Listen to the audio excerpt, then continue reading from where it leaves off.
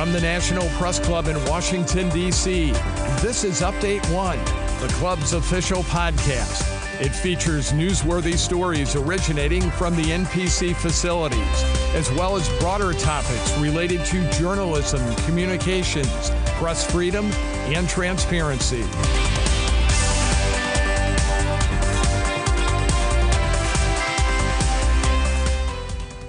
Welcome to another edition of the National Press Club Update One podcast. I'm podcast committee member Link Smith, and with this conversation, we are joined by Celia Mercier, head of the South Asia office at Reporters Without Borders, who will discuss the state of press freedom in South Asia. Welcome, Celia Mercier. Hello. Celia, can you tell us more about your duties at Reporters Without Borders? Well, yes, I'm in charge of the South Asia desk.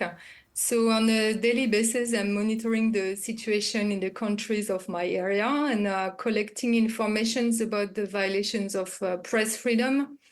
And we are also doing advocacy and assistance for journalists. Can you tell us a little bit more about that advocacy, Celia? What does that involve? That involves, for instance, at the moment there is an election in India, so we have published a statement with recommendations regarding press freedom, what measures should be taken to improve the press freedom in the country, regarding the legislation, regarding the impunity of the crimes, regarding the censorship issue. Indeed, the mission of Reporters Without Borders is, quote, act for the freedom, pluralism, and independence of journalism and defend those who embody these ideals, end quote. What else can you tell us about this mission, Celia? RSF work covers a range of activities like field interventions, advocacy, assistance, and initiatives to change the course of international law.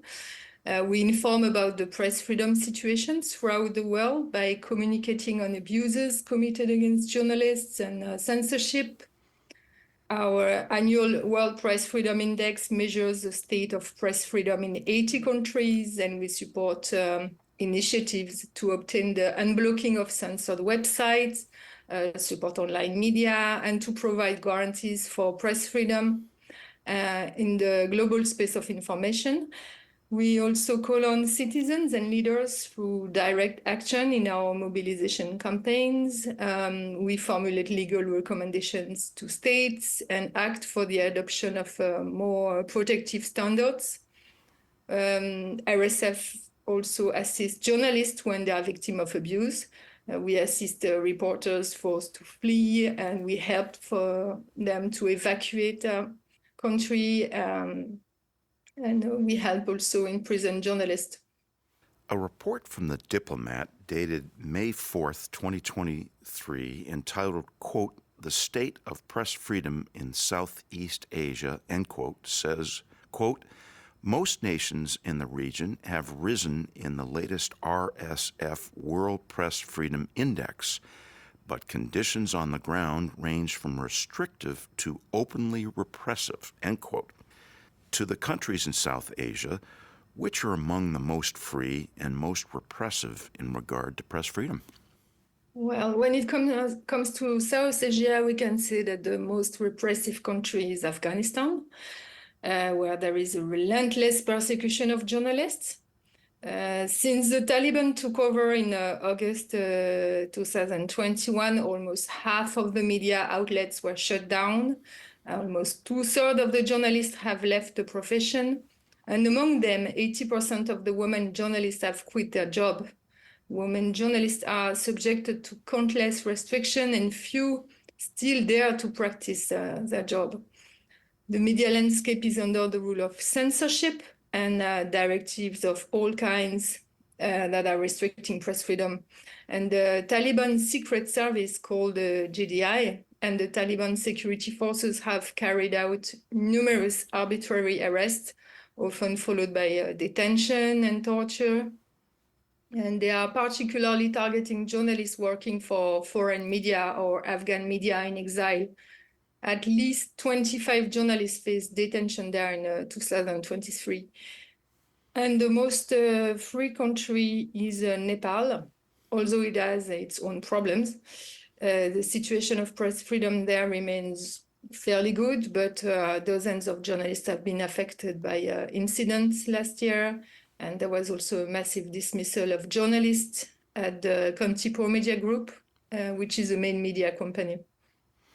In a recent NewsClick article, you cite, quote, increasing use of libercital laws to crack down on independent journalism, such as the disproportionate use of the Unlawful Activities Prevention Act of 1967, end quote.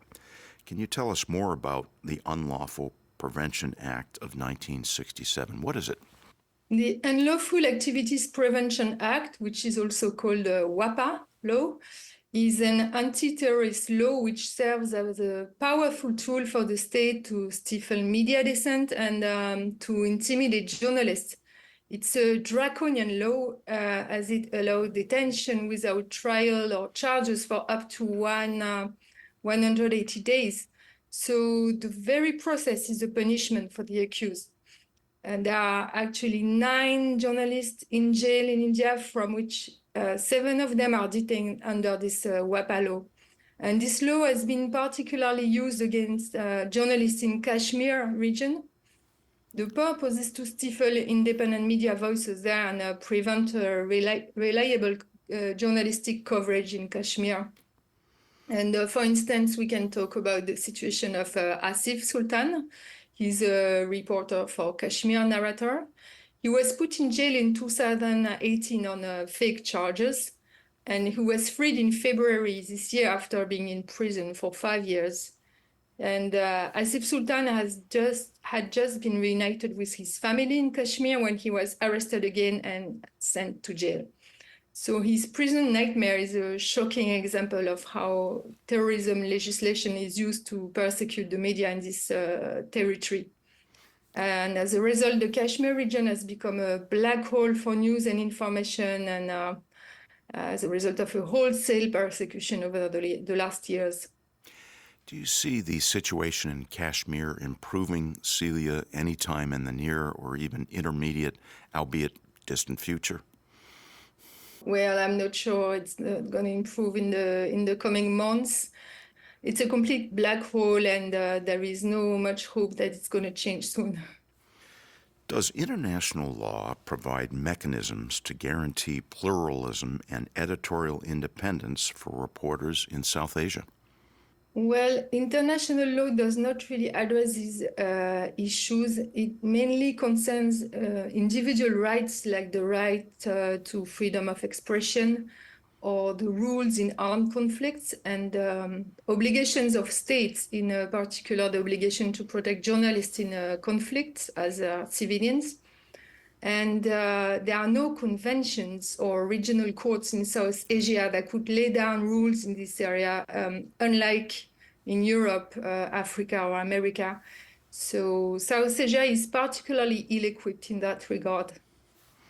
For fear of their own safety, is there a trend of self-censorship among reporters in the South Asia region? Well, we can illustrate this with the situation in India. Some topics are dangerous to work on. When journalists dare being critical of government policies or go against the propaganda disseminated by entities close to the power, when journalists dare investigating frauds and corruption in the circle of power, when they dare covering protests and social movements or the discrimination of minorities or the situation in Kashmir, there can be a retaliation. Be it in the shape of tax investigation, judicial cases, and the threat of being detained under anti-terrorism law.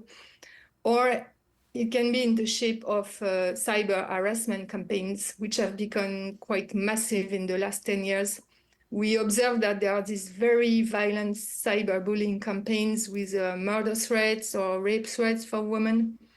So voices who dare to speak against the power and the ideology of the ruling party are immediately attacked online by waves of trolls, and they are branded as anti-nationals, as traitors.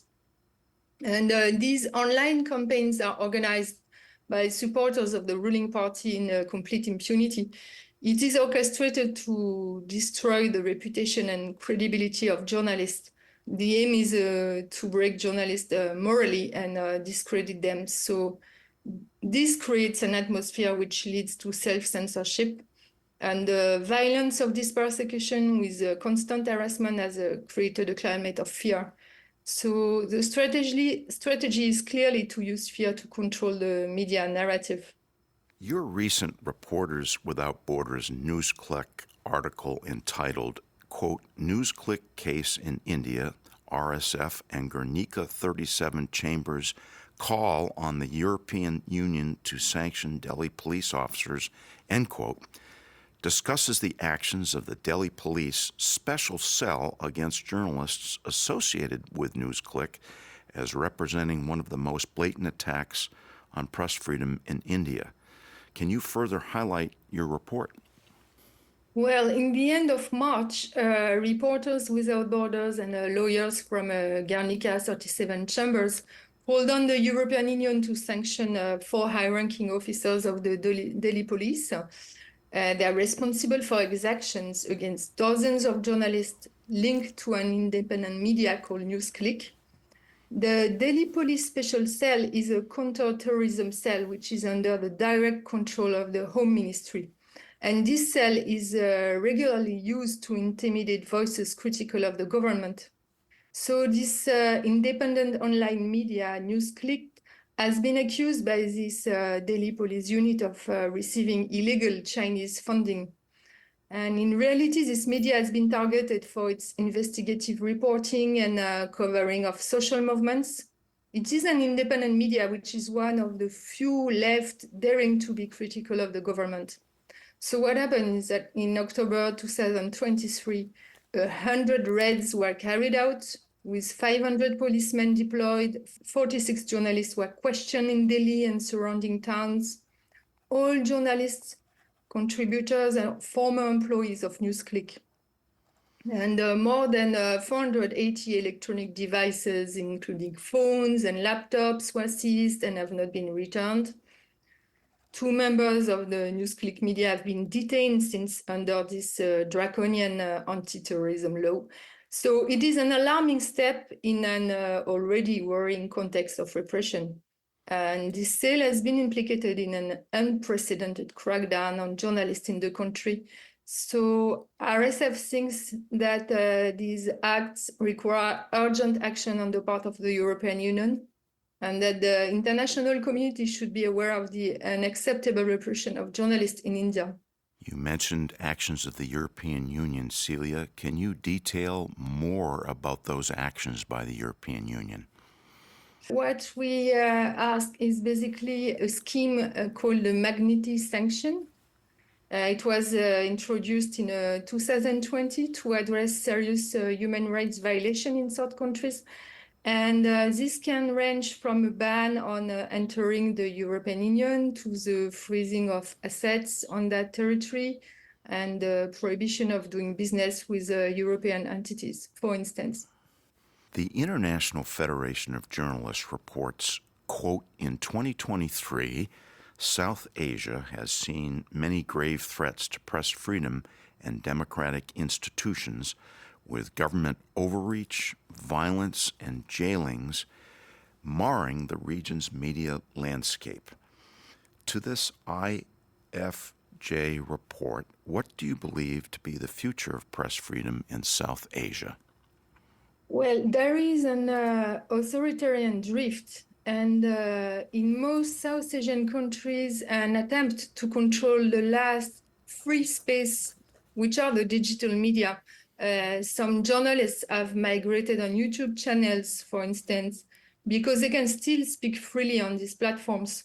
So we see that new liberticidal laws are being adopted for censorship, for surveillance, to prevent access to information, and to control the digital media and the social platforms.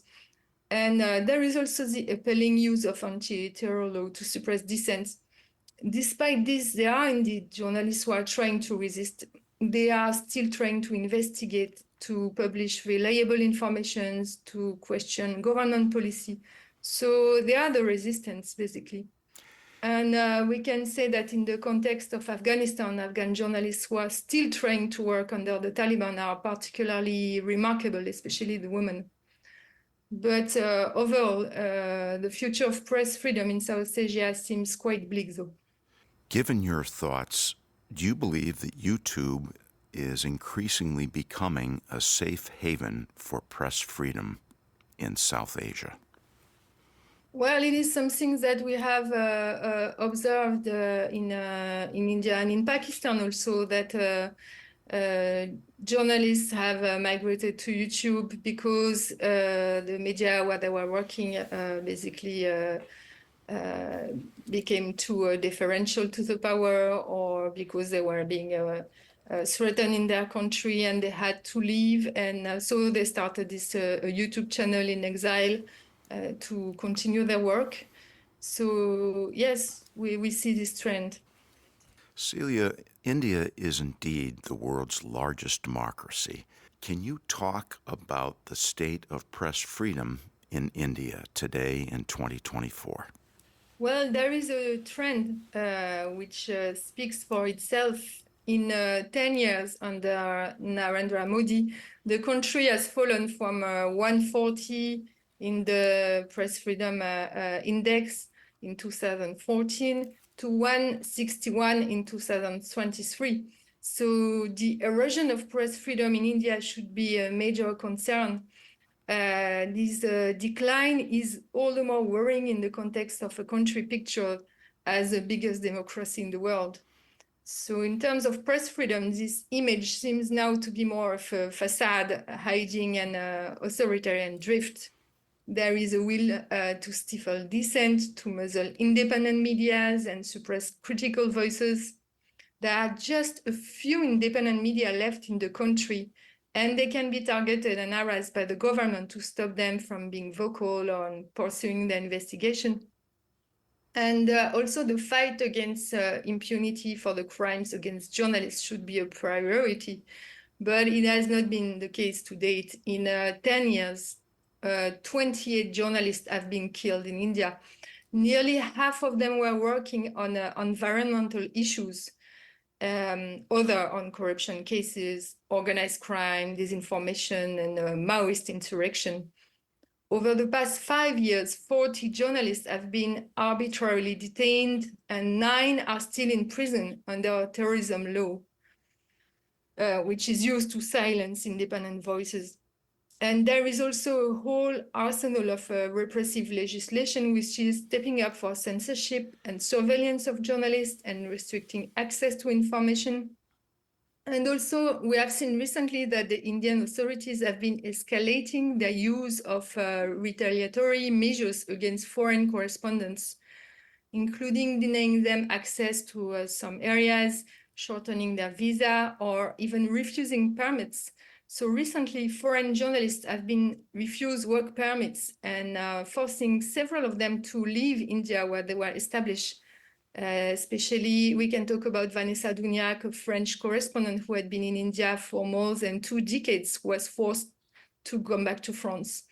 So the scale of the repression of press freedom is chilling, and there is an atmosphere of fear, which is obviously a threat to democracy in the run-up of elections. Is there a desire by the people of India for press freedom? Well, the issue is that there is a lot of propaganda, and you have some media who are really under the giving a good image, positive image of the government, and who are mass media, television, and so. The issue is that you have a lot of disinformation, and it's, I think, difficult for people to get access to independent information. Celia Mercier, Reporters Without Borders, joining us from Paris, France. Thank you for joining us on another edition of the National Press Club Update One podcast. Thank you very much.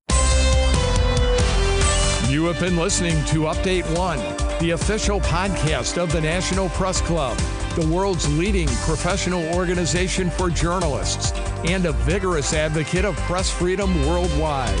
If you have any questions or comments about Update One, send an email to updateonepodcast@gmail.com.